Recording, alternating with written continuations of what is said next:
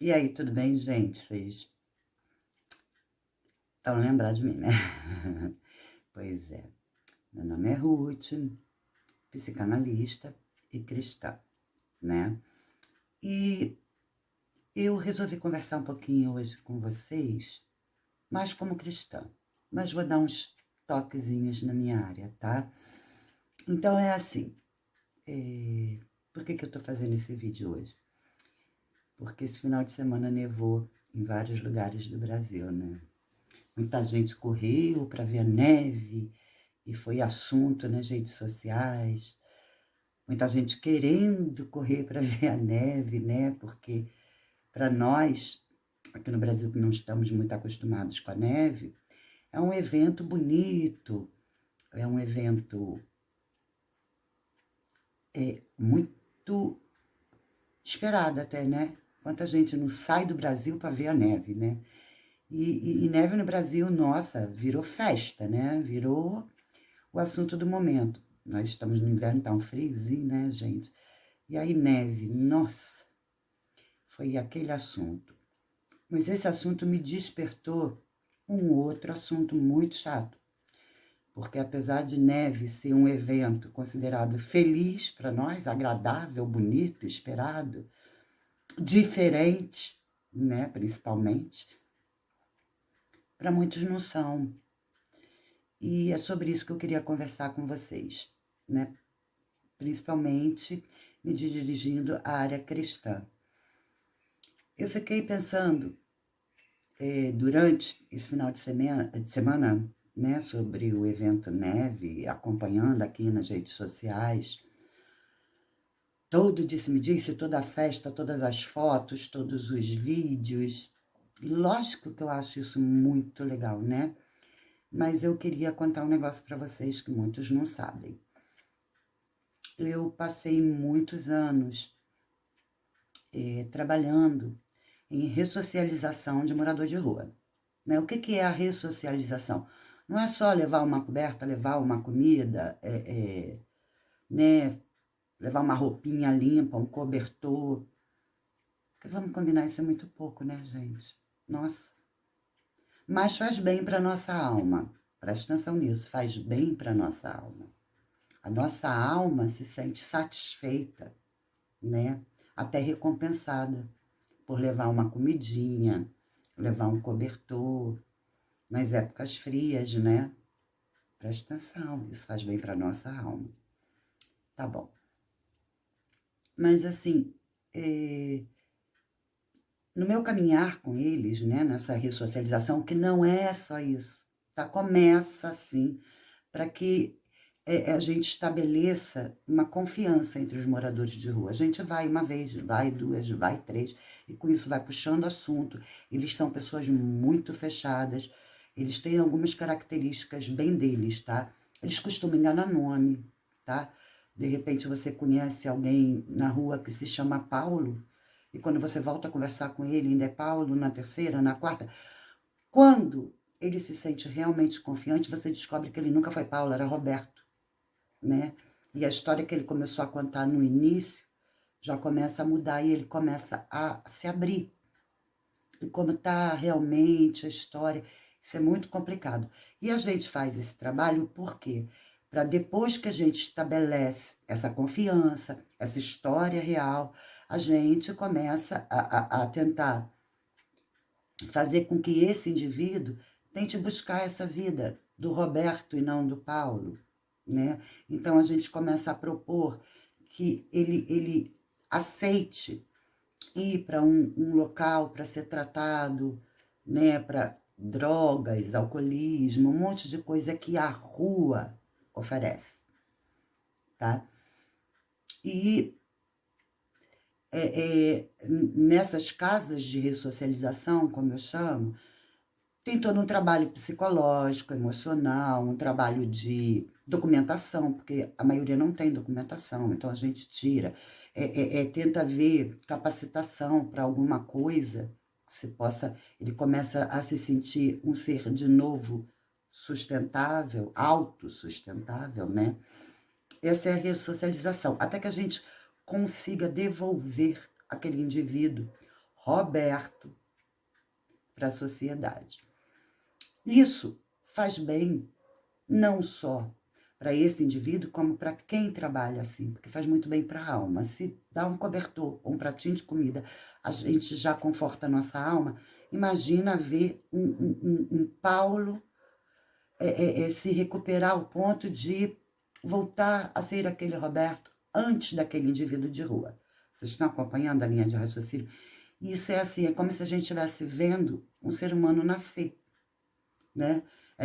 Aquele período de gravidez, todos, 9 meses, que cada mês é diferente do outro, a gente escuta o coração e depois vê o desenvolvimento, vê crescer, né? Sente chutar, sente bater, e a gente até entende, né? A mãe entende, se a criança está dormindo, se a criança está acordada dentro do ventre, a gente tem essa sensação ao fazer esse trabalho, né? E por causa desse trabalho, que infelizmente nos governos anteriores isso foi muito bloqueado, muito bloqueado. Fecharam muita casa de ressocialização, exigiram um monte de coisa absurdas de ser cumprida e nunca se preocuparam com o indivíduo.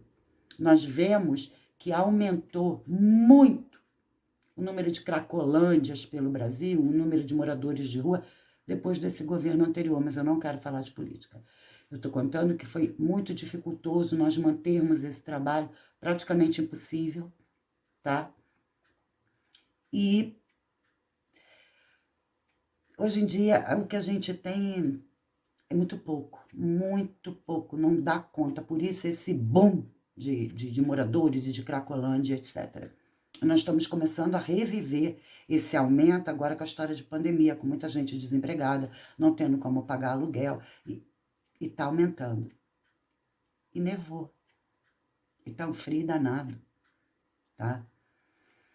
Quando eu comecei a fazer esse trabalho com moradores de rua, essa pesquisa do indivíduo, que esse é o nome, tá? E aí tem a ver com a psicanálise, pesquisa do indivíduo. Até descobrir realmente a história dele, entender e tal, eu comecei a descobrir um mundo à parte, tá? Parecia um universo paralelo, né? Histórias fantásticas começaram a aparecer. Mas o ponto aqui nem é esse. O ponto aqui é que 90% da história, do histórico de cada indivíduo, 90%, gente. E eu tô falando sério. Eu fiquei muitos anos e com muitos moradores de rua. Não só eu, como todo o nosso grupo, observando isso, tá? Eu ia anotando para tentar estudar esses indivíduos. E isso me levou à psicanálise, tá? Eu fui fazer psicanálise voltada para esse entendimento desses indivíduos tão diferenciado da gente, que a gente só acha que a diferença está no cheiro, na sujeira. Não. Tem históricos. E esses históricos estão muito diferenciados, tá? Até pela confusão e perda da própria identidade, tá?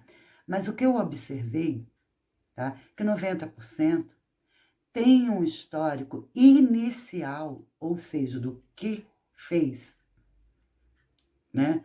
Ele chegar naquela condição, são confusões, eu vou usar esse termo, tá? Religiosas, principalmente da parte do cristianismo.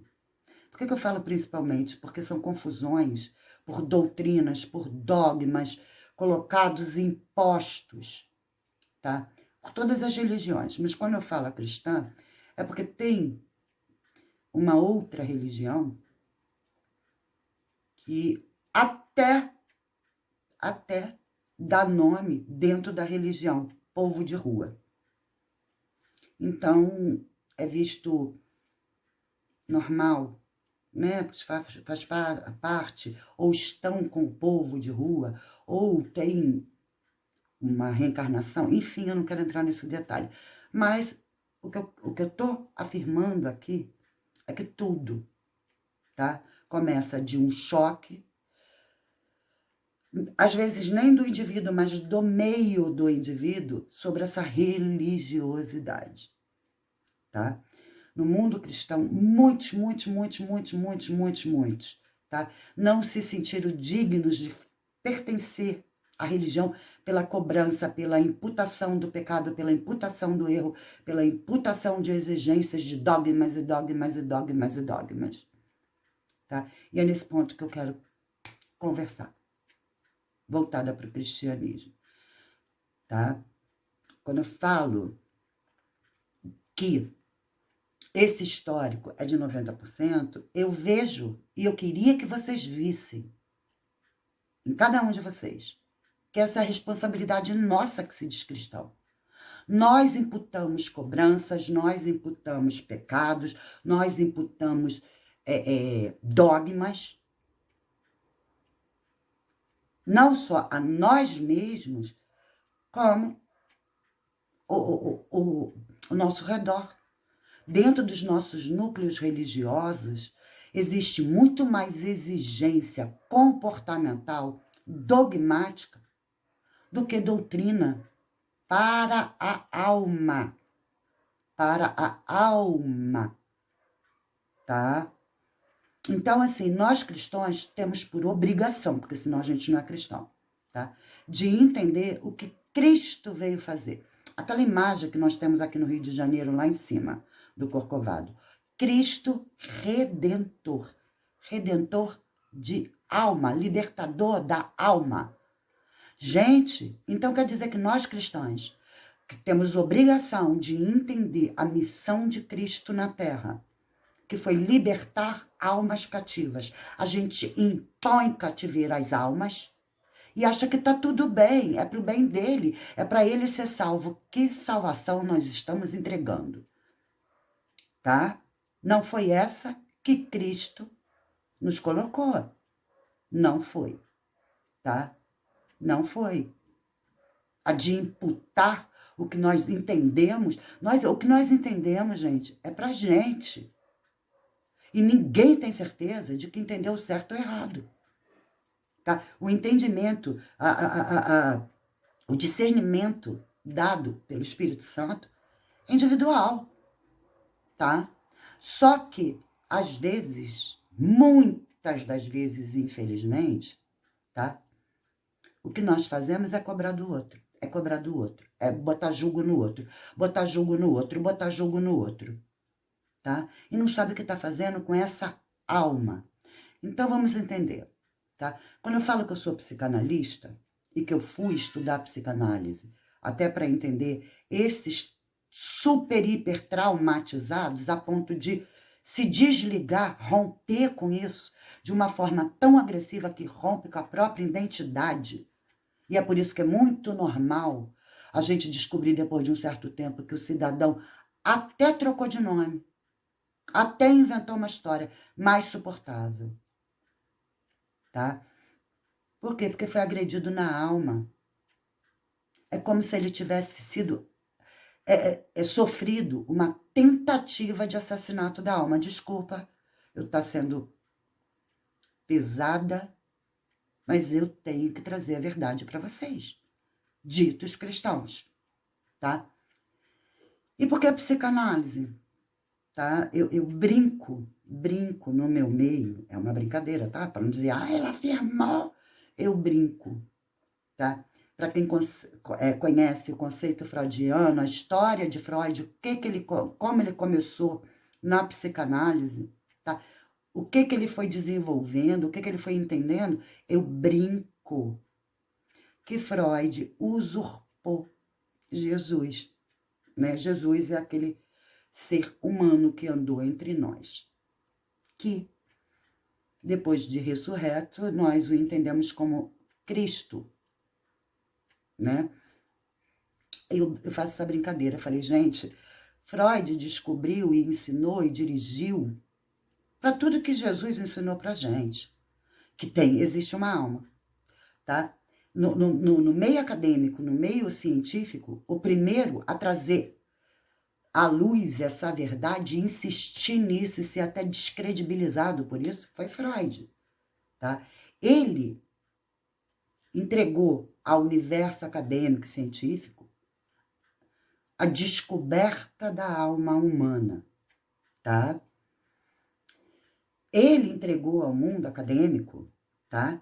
Os traumas trazidos dentro dessa alma humana, tá? Para o cristão, o que é isso? Jesus tinha feito. Jesus falou de alma, alma, alma, porque até Jesus, né, quando a gente lê a Bíblia, né, no Velho Testamento, antes dos 4 evangelhos, não se preocupava com a alma. Era a condução do homem só diante de Deus, mas alma, ninguém, né, se preocupava. Então ele veio para resgatar a alma, tratar a alma, curar a alma e servir a alma humana. Quanta coisa ele fez, tá? Dentro disso tudo, tá? Tem uma palavra dele muito dura, e por isso que eu tô sendo dura. Porque primeiro foi ele, tá?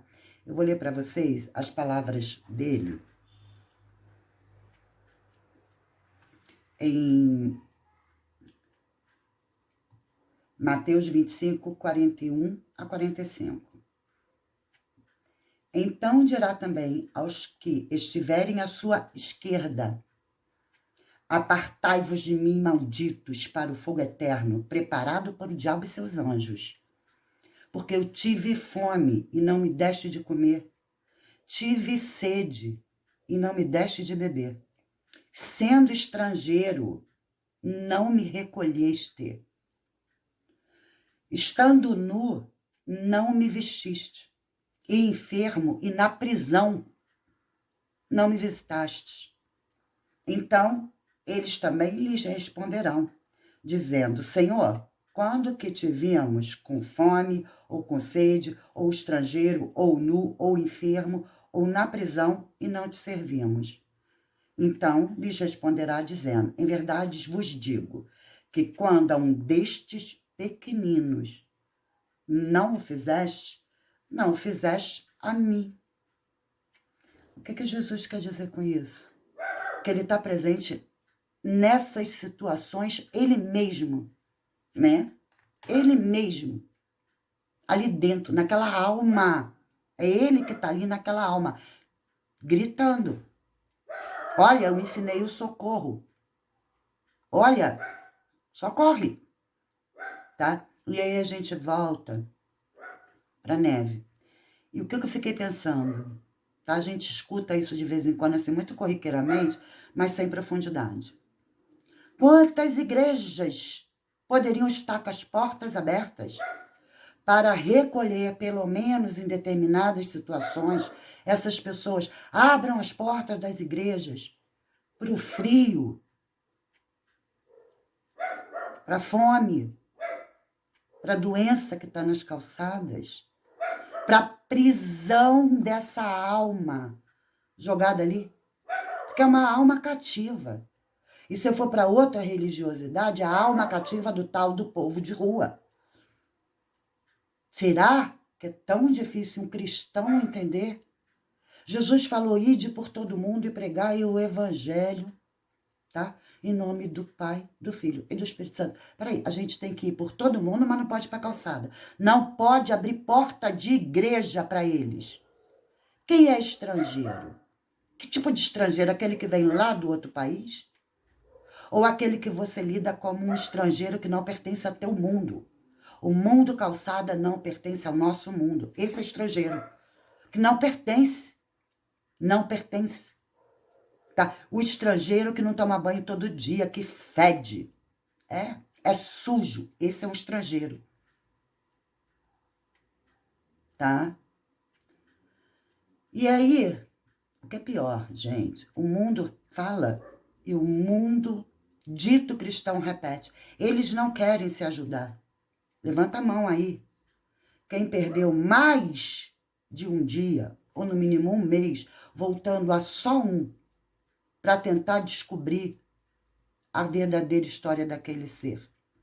Quais os traumas deles. Tá? Aí a gente volta para a alma comum. Eu falei lá no começo. Dar um cobertor faz bem à nossa alma. Vocês entendem como Jesus é sábio quando ele também ensinou: amai ao seu próximo como a ti mesmo? Porque às vezes a gente faz pro bem da nossa alma. É sempre pro bem da nossa alma, né? Vamos combinar? 1% pensa no outro sem a sua própria alma, sem o seu próprio eu, né? Esse problema, tá? Gerado nessas almas, geram problemas físicos inimagináveis. A gente fala, eles são drogados, são álcool. Sim, são. Já são doenças da alma passando para o corpo. Nós estudamos, tá? Na psicanálise, que a psicanálise desencadeou psicologia e etc. Né? Foi o desencadeamento de vários estudos. Tudo começou ali em Freud, descobrindo a alma.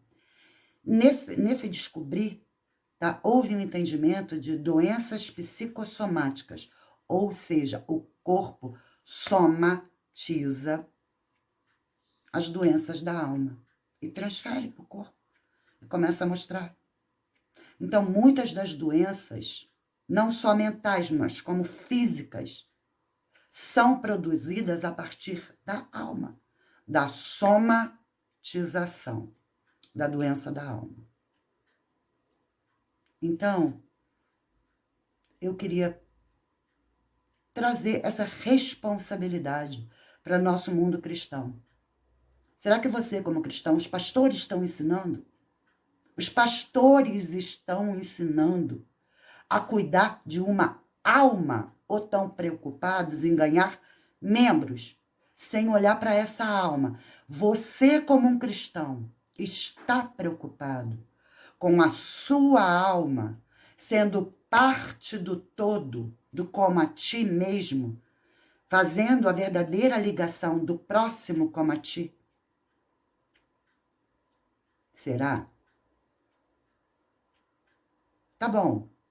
Legal a gente se preocupar em levar um prato de comida, um cobertor. Poucos, né? Poucos. Vamos combinar que deveria ser dever de todo cristão, porque isso está na Bíblia cristã, em Mateus 25, de 41 a 45. Jesus não falou com alguns sobre isso. Ele falou para todos que aquele que não fizer, o lago do fogo está destinado. Ah, mas essa parte não é boa. E desde quando tem parte boa no Evangelho de Cristo que não seja a nossa salvação? Essa é a parte boa. Só que para tudo na vida existe o ônus e o bônus. A gente pensa no bônus, né? O bem que a gente vai receber. Ah, eu quero a vida eterna, a salvação, a mansão celestial. Tem ônus. Jesus escancarou o ônus em Mateus 25. Você não precisa ler a primeira parte, que é o bônus, que é de quem cumpre isso. Mas se você prestar atenção nessa segunda parte, que é de 41 a 45, ele está cobrando de cada um de nós o ônus da nossa salvação. Ele não deixou de ensinar nada. Gente, ele não veio para cá para multiplicar pão e fazer milagre. Ele veio para cá para resgatar a nossa alma. Por que então que ele curava doentes? Por que então que ele multiplicava pão? Por que ele fazia os milagres? Para nos mostrar que nós somos capazes. Tá? O que é multiplicar pão? O que é multiplicar pão? Eu não sei multiplicar pão. Eu sei multiplicar o meu pão. Eu sei multiplicar o meu pão, acrescentando a daquele que precisa. Eu sei multiplicar os meus milagres recebidos direto do Pai. Eu sei multiplicar os meus milagres socorrendo aqueles que precisam. Assim não deveria ser a compreensão de todo mundo cristão? Porque Freud, quando eu brinquei, que Freud usurpou os ensinamentos de Jesus Cristo, ele, sem religiosidade alguma, buscando compreensão acadêmica e científica, foi tratar de almas, foi detectar doenças psicossomáticas, foi detectar curas tratando de traumas da alma. E esses traumas vieram de onde? Do cidadão que inventou trauma? Ou foi da nossa sociedade? Com cobranças, com... Tem outras coisas, né? Abusos de todas as formas. Tudo gera traumas nas almas. Mas a gente não tem nada com isso. Será que a gente não é responsável por algum desses traumas e abusos emocionais em almas alheias? Tá bom, então é assim, abusos emocionais em almas ficou um negócio... Por quê? Porque a alma é a fonte de todo sentimento e emoção humana. Se a gente consegue destruir no outro essas emoções e sentimentos bons, o que lhe resta? Emoções destruídas, sentimentos destruídos, doença de alma, traumas. Infelizmente, hoje a conversa não é tão agradável, mas necessária, tá? Porque ainda pode nevar, porque a gente ainda tá no inverno. E a gente tá quentinho dentro de casa. E aí, para aliviar a nossa alma, talvez a gente saia para dar um cobertor. Agora, um cobertor para ficar na calçada molhada, suja, que não vai durar muito, exatamente pela condição, tá? O que a gente pode fazer de melhor? Vamos começar a pedir leis de garantias, de abrigos com excelência. Não é caixote de lixo.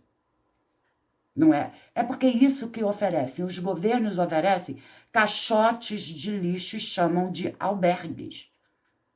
Higiene zero, agressões, um rouba do outro, pouco pertence que tem. Um cobertor, às vezes, é roubado.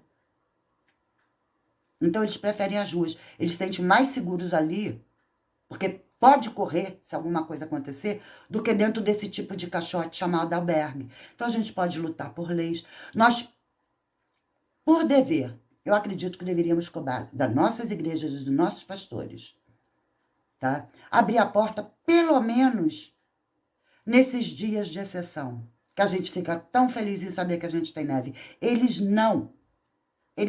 ficam desesperados. E se amanhecer vivo, eles ainda dão graças a Deus. A responsabilidade é de quem? A responsabilidade é nossa, né? Gente, eu vou parar porque eu já falei tudo e meus cachorrinhos estão me chamando. Beijo. Gente, desculpa. Eu voltei para me despedir direito porque vocês viram eles como é que são, né? Eu fui lá dar uma olhada no que estava acontecendo. Eles só estão brincando. Mas, gente, olha só. Vamos pensar sobre isso. Vamos ver o que cabe a cada um de nós. Tá? A gente tem que parar de olhar essas almas com preconceito. Tá? Tanto no meu lado cristão, como no meu lado profissional da psicanálise, eu aprendi que a gente não olha o exterior. A gente pensa em cada um como um ser interior, né? É o lado de dentro que importa, não o lado de fora. E no lado de dentro eles não fedem. No lado de dentro eles não são sujos. No lado de dentro eles não são bêbados. Eles não são drogados, eles não são cracudos. São almas muito, muito, muito doentes e aflitas, esperando um milagre de Deus através de nós. Beijinho, tá, gente? Espero que da próxima eu traga um videozinho mais pra cima. Mas eu me senti nessa obrigação e responsabilidade cristã de falar isso com vocês, tá? Beijo, gente.